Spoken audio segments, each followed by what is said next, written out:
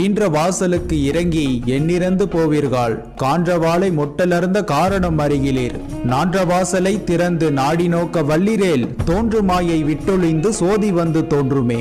மக்கள் கருவாசலை விரும்பி சிற்றின்பங்களை நாடி பல பிறவிகளை எடுத்து இறந்து போகின்றனர். அவர்கள் வாசியோகத்தை பற்றி அறிய முயல்வதில்லை. பொதுவாக சரஸ்ரார சக்கரத்தை வாழை மொட்டாக உருவகம் செய்வது சித்தர்களின் வழக்கம்.